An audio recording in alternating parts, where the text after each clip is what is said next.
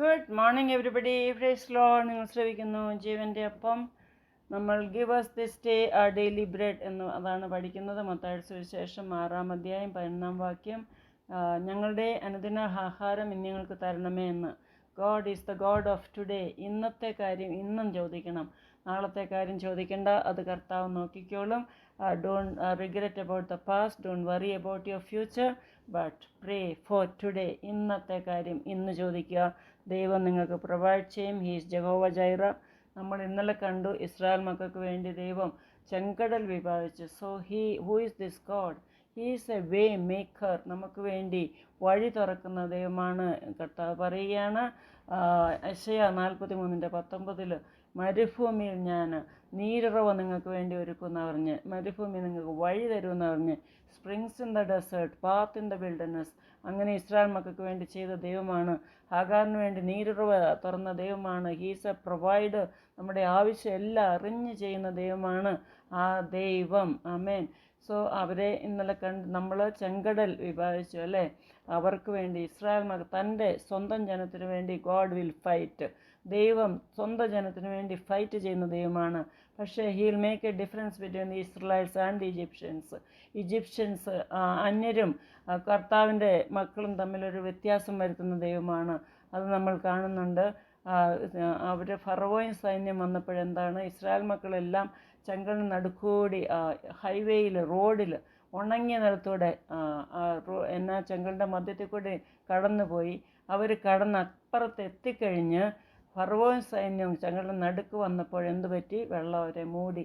എല്ലാം അതിൻ്റെ അകത്ത് ചത്തൊടുങ്ങിപ്പോയി. കണ്ടോ? ദൈവം അവരെല്ലാം ഈ ഇടയ്ക്ക് recently they got the chariot wheels എന്നാണ് പറഞ്ഞ്, കുതിരയുടെ വീൽസ് പോലും കണ്ടെടുത്തി എന്നാണ് പറഞ്ഞ് അവിടെ. അങ്ങനെയൊക്കെ this is historic. I am not telling you any story, this is history. ഇത് സംഭവിച്ച കാര്യങ്ങളാണ്.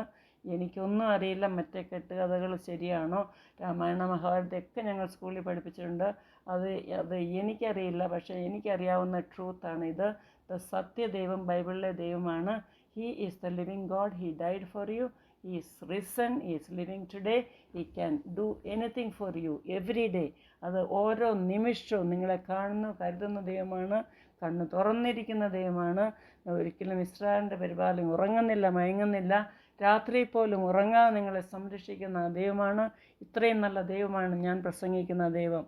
എന്നിട്ട് ചെങ്കടൽ കടന്ന് ഇസ്രായേൽ മക്കൾ വന്നു കഴിഞ്ഞ് അവരെന്താണ്, മരുഭൂമി കൂടി 11 ദിവസത്തെ യാത്രയുള്ളൂ. ദൈവം കൊണ്ടുപോകുന്നത് കാനാൻ ദേശത്തേക്കാണ്. പക്ഷേ ഇവരുടെ മർക്കടമുഷ്ടി, ഇവരുടെ അനുസരണയില്ലാതെ അത് കാരണം എന്താ ചെയ്തേ? അവരെ കറക്കി 11 ദിവസത്തെ ജേണി 40 വർഷമാക്കി തീർത്തു. കണ്ടോ? 11 ദിവസം കൊണ്ട് എത്താവുന്ന, പക്ഷെ 40 വർഷമാക്കി നമ്മുടെ ജീവിതത്തിലും. So he wanted to teach them lessons. അവരെ ഓരോ ലെസൺ, പാഠം പഠിപ്പിക്കാൻ വേണ്ടി ദൈവം അങ്ങനെ കറക്കിക്കൊണ്ടിരുന്നു. മലയ്ക്ക് ചുറ്റും പിന്നെയും കറങ്ങി 40 വർഷം എടുത്തു. ഈ 40 വർഷത്തിൻ്റെ ഇടയ്ക്ക് എത്രയോ പേര് മരിച്ചുപോയെന്നറിയാവോ? പാമ്പ് കടിയേറ്റ്, പ്ലേഗ് വന്ന്, അങ്ങനെയൊക്കെ ദൈവം അനുസരിക്കാത്തവരെ, ദൈവത്തെ ഫോളോ ചെയ്യാത്തവരെ, ദൈവത്തിന് കോപം വരുമ്പോൾ അവരെ എല്ലാം അങ്ങോട്ട് കൊന്നൊടുക്കുകയാണ്. അങ്ങനെ ഒരു ദിവസം 27,000 പേരും 30,000 പേരും ഒക്കെ മരിച്ചുപോയി. എന്താ 40 വർഷം അവർ മരുഭൂമി കൂടി. ഇപ്പോൾ ഒരു 30 ലക്ഷം ആൾക്കാർ നമ്മൾ കണക്ക് കൂട്ടുമ്പോൾ അത്ര ആൾക്കാരുണ്ടായിരുന്നു.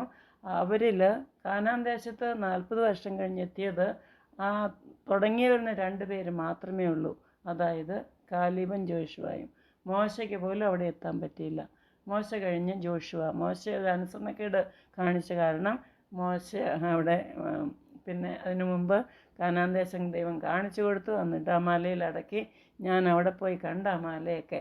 അങ്ങനെ അനുസരണക്കേടും ദൈവത്തെ മർക്കടമുഷ്ടിയും, സ്റ്റിഫ് നെക്ഡ് പീപ്പിൾ എന്നാണ് പറയുന്നത്, അങ്ങനെയൊക്കെ കാണിച്ചവരെ ദൈവം മരുഭൂമിയിൽ കൊന്നൊടുക്കി. അവരൊന്നും കാനാൻ ദേശത്തെത്താൻ സാധിച്ചില്ല. 2 പേര് ദൈവത്തിന് വേണ്ടി വിശ്വസ്തരായി നിന്നു. അവരാണ് കാലേബും ജോഷുവയും. എൻ്റെ ദൈവത്തിന് എന്തും സാധിക്കും എന്ന് പറഞ്ഞ് സ്ട്രോങ് ആയിട്ട് നിന്നു. അവർ മാത്രം അവിടെ എത്തി. അപ്പോൾ ഈ ചെങ്കടൽ കടന്ന് മരുഭൂമി വന്നപ്പോൾ എന്താണ്, മരുഭൂമിയുടെ അവസ്ഥ നമുക്കറിയാമല്ലോ. എന്ത് ചൂടാണല്ലേ. പകൽ തീ പൊള്ളുന്ന ചൂടാണ്. ഇപ്പോൾ ഒരു 40 ഡിഗ്രിയൊക്കെ നമുക്ക് വരുമ്പോൾ കേരളത്തിലോ അല്ലെങ്കിൽ ആന്ധ്രാപ്രദേശ്, ഞാനിപ്പോൾ ഹൈദരാബാദിലാണല്ലോ, ഇവിടെയൊക്കെ മെയ് മാസത്തിൽ ഏപ്രിൽ മാസത്തിലൊക്കെ 40 ഡിഗ്രിയൊക്കെ വന്നായിരുന്നു. 42, ചിലയിടത്ത് 45ഒക്കെ വരും.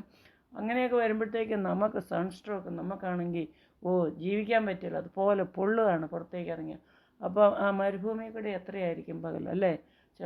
60-70 ഡിഗ്രിയൊക്കെ ഉണ്ട്. അപ്പോൾ ദൈവം എന്താണ് ചെയ്തത്? He's a provider, he's Jehovah Jireh, നല്ല ദൈവമാണ്. എന്താ ചെയ്തേ? പകൽ മേഘസ്തംഭം കൊടുത്തു. അതായത് എപ്പോഴും ഞാൻ ഈ ഇടയ്ക്ക് ചിരാല എന്ന സ്ഥലത്ത് ആന്ധ്രാപ്രദേശിൽ ബീച്ച് മീറ്റിംഗ് ഉണ്ടായിരുന്നു. കേരളത്തിൽ നിന്ന് വന്ന് ബുക്ക് എഴുതാൻ പോയി. മെയ് മാസത്തിൽ ബുക്ക് എഴുതിയിട്ട് വന്ന് മെയ് 25 ഞാൻ ചിരാലയിൽ പോയി. അവിടെ അന്നേരം നല്ല ചൂടുള്ള സമയമാണ്. ഞാൻ കേരളത്തിൽ ചെന്നപ്പം he provided rain for me. കേരളത്തിൽ നിങ്ങൾക്കറിയാം, എനിക്കറിയില്ല ബാക്കിയുള്ള സ്ഥലത്ത്. ഞാൻ ഇടുക്കിയിലായിരുന്നു. മെയ് 1 തുടങ്ങി 25 വരെ എനിക്ക് നല്ല കാലാവസ്ഥ, ചെറിയ മഴ, എല്ലാ ദിവസവും തന്നെ മൂടലും മഴയും തന്ന ദൈവം. അതാണ് യഹോവ ജൈറ. ഞാൻ വിശ്വസിക്കുന്ന ദൈവം, ഞാൻ പ്രസംഗിക്കുന്ന ദൈവം, ഞാൻ സേവിക്കുന്ന ദൈവമാണ് ഈ ദൈവം. എന്നെ ഓരോ ദിവസവും ഓരോ നിമിഷവും അങ്ങനെ ചെയ്യും. ഞാൻ ഹൈദരാബാദിൽ ഫ്ലൈറ്റ് വന്നിറങ്ങിയപ്പം ഹൈദരാബാദിൽ ഭയങ്കര മഴ, എയർപോർട്ടിൽ നിന്ന് ഇവിടം വരെ മഴയുണ്ടായിരുന്നു. അപ്പോൾ പറയാണ് എൻ്റെ ഡ്രൈവർ, മാഡം പോകുന്നിടത്തൊക്കെ മഴയുണ്ട്, മാഡം ബ്ലെസ്സിങ് കൊണ്ടുവന്നു എന്ന് പറയാം. കേരളത്തിലെ ഡ്രൈവറും അങ്ങനെ പറയും, കേരളത്തിലെ ആൾക്കാരും അങ്ങനെ പറയും. അങ്ങനെ മിതമായ മഴ, നല്ല കാലാവസ്ഥ കേരളത്തിൽ തന്നു. പിന്നെ ജൂണിലൊക്കെ നല്ല ഇച്ചിരി അധികം മഴയുണ്ടായിരിക്കും. പക്ഷേ കർത്താവ് എല്ലാവരെയും പ്രൊട്ടക്റ്റ് ചെയ്യട്ടെ എന്ന് ഞാൻ പ്രാർത്ഥിക്കുന്നു. പിന്നെ അത് കഴിഞ്ഞ് ഞാൻ ആന്ധ്രയിൽ ബീച്ച് മീറ്റിങ്ങിന് പോയപ്പോൾ അവിടെ ചൂട്, ഭയങ്കര ചൂടാണ്. ബീച്ച് എനിക്കിഷ്ടമാണ്, സമുദ്രത്തിൻ്റെ തീരത്തൊക്കെ ഞാൻ അവിടെ പോയി കളിച്ചു. ആദ്യത്തെ ദിവസം ചൂടായിരുന്നു മീറ്റിങ്ങിലൊക്കെ. രണ്ടാമത്തെ ദിവസം ദൈവം നല്ല ഉഗ്രം മഴ, നല്ല ക്ലൗഡ്, ഫുൾ ഡേ ക്ലൗഡായിരുന്നു. ഒന്ന് ഓർത്ത് നോക്കി, ഈസ് ജഹോവ ജൈറ, അല്ലേ?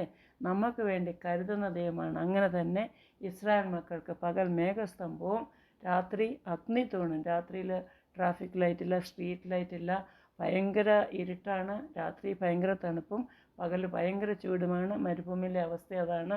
ഞാൻ അവിടെയൊക്കെ യാത്ര ചെയ്തിട്ടുണ്ട്.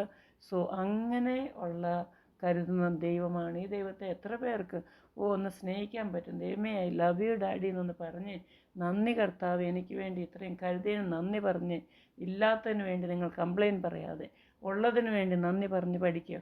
അപ്പോൾ ദൈവത്തിൻ്റെ അനുഗ്രഹം നിങ്ങൾക്ക് കാണാം. ദൈവം എല്ലാവരെയും അനുഗ്രഹിക്കട്ടെ. ആമേൻ.